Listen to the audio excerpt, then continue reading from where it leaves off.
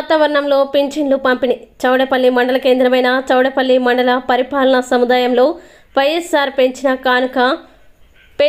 3,000 రూపాయల పథకాన్ని పండుగ వాతావరణంలో పంపిణీ చేశారు. ఈ సందర్భంగా జెడ్పీటీసీ నడింపల్లి దామోదర్ రాజు, ఎంపీపీ గాజుల రామ్మూర్తి, మండల వైకాపా అధ్యక్షుడు కూరపర్తి అంజిబాబు ప్రసంగిస్తూ కులమత వర్గ పార్టీలకు అతీతంగా లంచాలు వివక్షకి తావు లేకుండా అర్హులందరికీ పింఛన్లు అందించిన ఘనత ముఖ్యమంత్రి వైఎస్ జగన్మోహన్ రెడ్డికి దక్కుతుందన్నారు.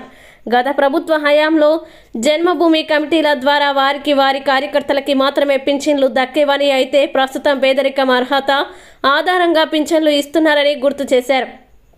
మంత్రి పెద్దిరెడ్డి రామచంద్రారెడ్డి ఆధ్వర్యంలో 40 ఏళ్ల అభివృద్ధిని 4 ఏళ్లలో ప్రజలు చూశారని వారన్నారు. ఆదరించే ప్రభుత్వానికి చేయూతనివ్వాలని, మరలా ముఖ్యమంత్రిగా వైఎస్ జగన్మోహన్ రెడ్డిని ఎన్నుకోవాలని పిలుపునిచ్చారు.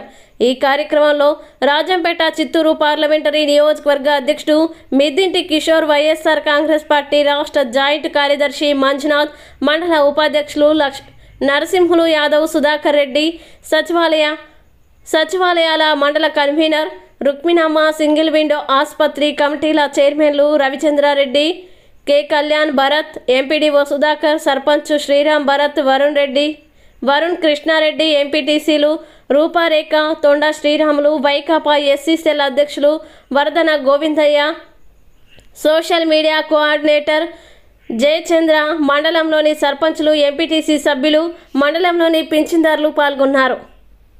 ఒకరిద్దరు నాయకులను లేదా యువతను మభ్యపెట్టి వారికి డబ్బులు ఆశ చూపి మరి మీ గ్రామాల్లో తిరిగి మీకు మోసపించే మాటలు చెప్తున్నారు. దయచేసి అవన్నీ కూడా పెద్దవాళ్ళు మీరందరూ కూడా చెప్పండి, మీ పిల్లలకు కానీ మీ కొడుకులకు కానీ. అలాంటి వాళ్ళు వల్ల మనకి ఒరిగేది ఏమీ లేదు. మరి 30 సంవత్సరాలు ఈ ప్రాంతాన్ని కూడా